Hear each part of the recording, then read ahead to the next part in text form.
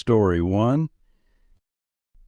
One night when I was 19 years old, I was driving back home from work late at night around 11 p.m. I was on a stretch of two-lane highway that I drive every time I go to and from work. At that particular moment, it was really dark outside and there were no other cars around me, either passing the other way or approaching from behind. The highway didn't have any street lights, and even the moon wasn't that bright that night. The only light for my eyes was my headlights cutting through the darkness. I had actually had a good night of work that night for whatever reason, so I was in a good mood for the drive home, listening to music and just daydreaming about stuff. I wasn't paying much attention to my surroundings, and out of nowhere, I saw a flash of red appear to the right side of my car. Before I could even react and slam on the brakes, this guy in a red shirt on a bicycle swerved from the side of the road right in front of my car.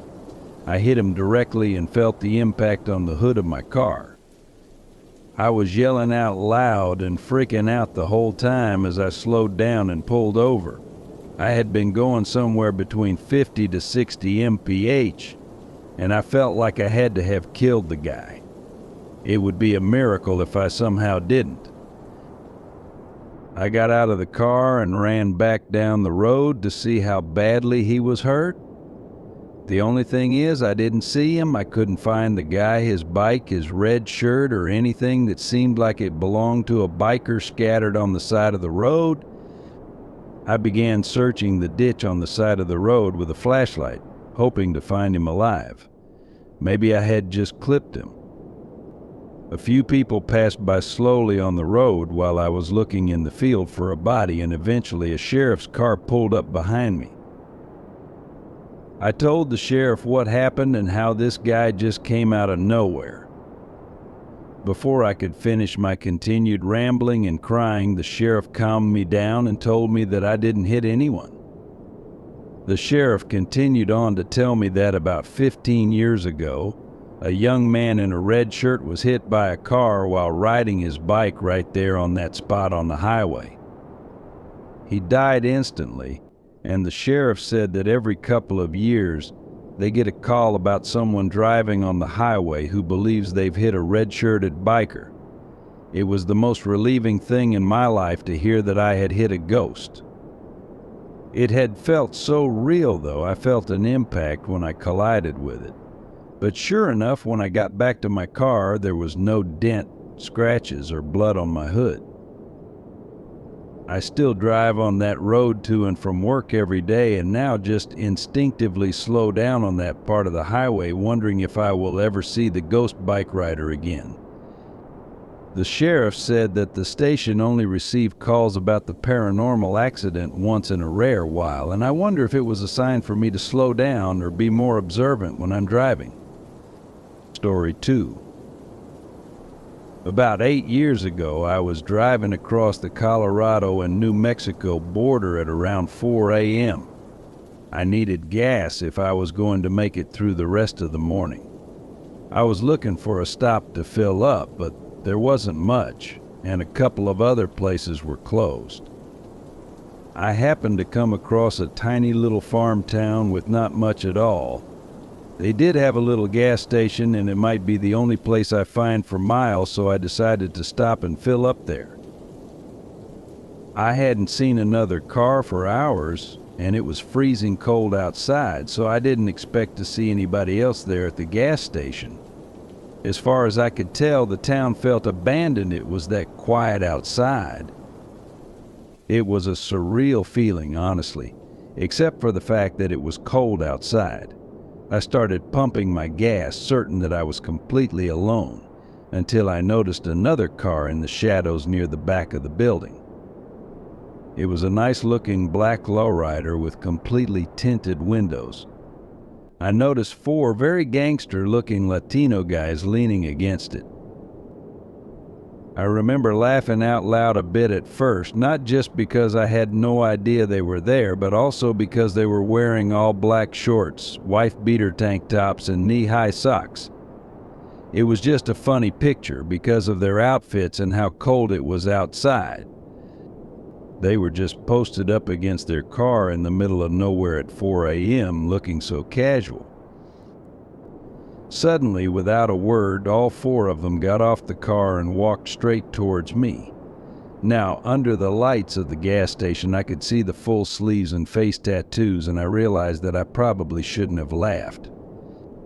Dropping the gas pump, I quickly got into my car and accelerated the quickest I probably ever have out of that gas station.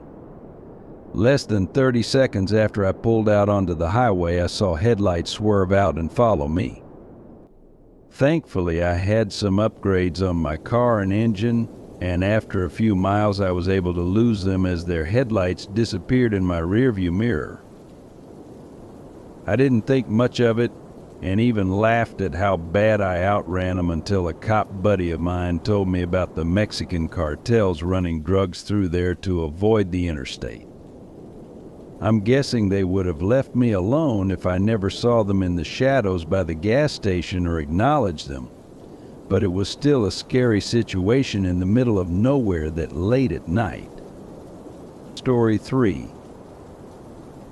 The most disturbing thing that's ever happened to me was on a long drive back to college for my last semester before graduation. I'm a night person, and I was leaving kind of late for the drive, but was expecting to get in around midnight since I was going to be living on my own after school. I was feeling a bit sentimental, as it felt like I was leaving home for the last time. As the sun set while I was driving towards the highway, there was a beautiful low fog in the fields along the road, catching the light. I decided that it'd be nice to try a more scenic back road route than the normal boring interstate that I usually took, so I decided to cut it off before the highway and take a scenic route towards West Virginia. The last human contact I made for that night was when I stopped at a diner for dinner. I filled up on gas and proceeded towards West Virginia as night fell. The fog ended up getting thicker, and it was really hard to see through once it got dark. There are some small towns that I would pass through, but for a Friday night it was oddly empty. At each town I went through it was only 10 p.m., but all the local bars looked closed and there were no lights on in any of the houses. It was strange, but I had never driven this way before, and maybe that's normal for those towns. Anyway, I was making slow progress with the fog on the back roads at night, worrying about hitting a deer. Around 12 a.m. I got to a large national forest and had to stop to pee. There was no other traffic around, so I left the engine running, expecting it to just be a quick stop. As I came around the car, undoing my belt, I heard voices maybe 40 or 50 yards into the forest, followed by a scrambling through the dead leaves and brush coming in my direction. It was pitch black out, so I couldn't see anything and I didn't know what was going on, but I was freaked out and did not want to find out more about the void voices and the noises.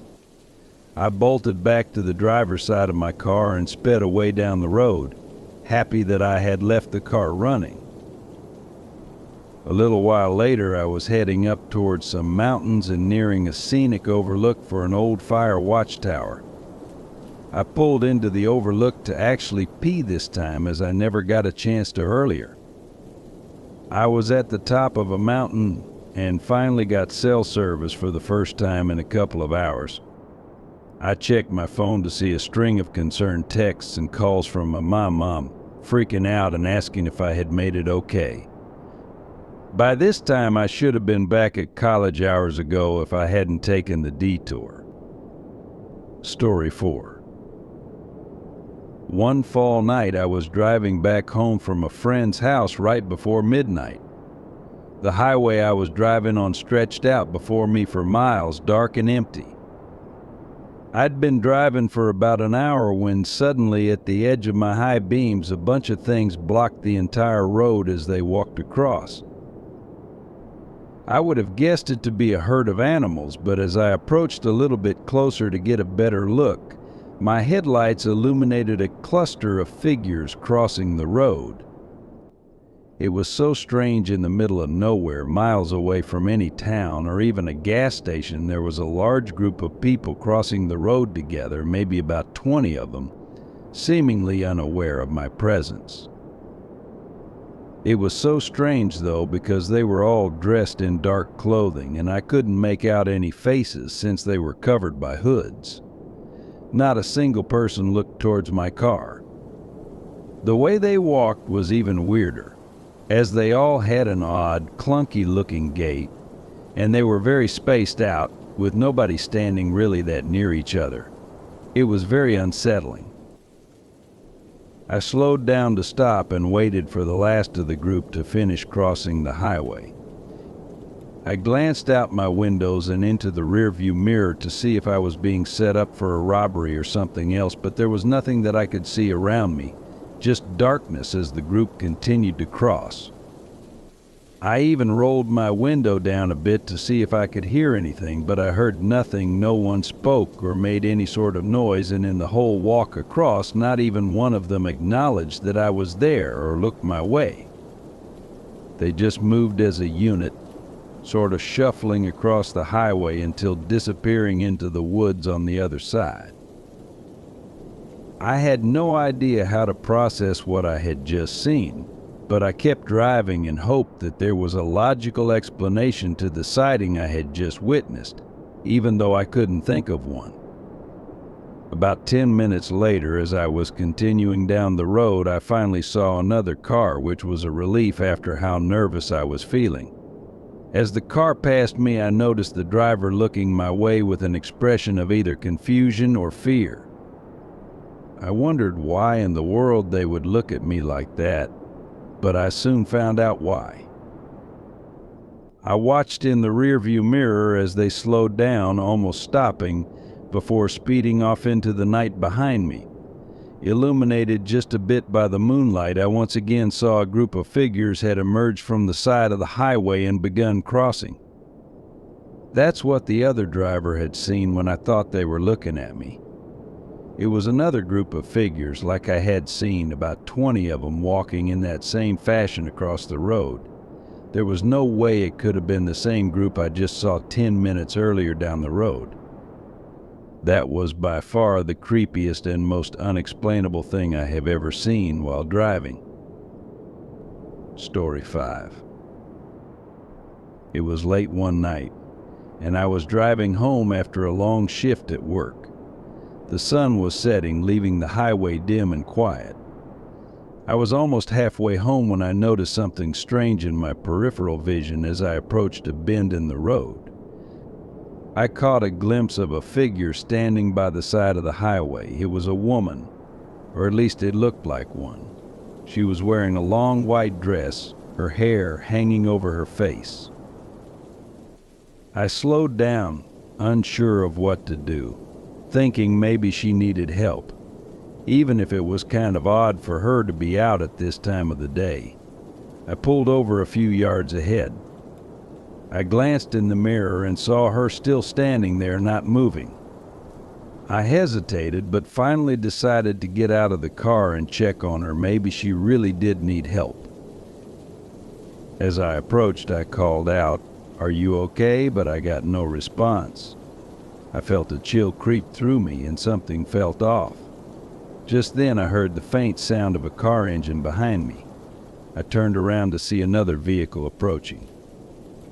I thought maybe it was a good thing to have another person here to help the woman, but as the headlight swept across the road, I felt an icy dread wash over me.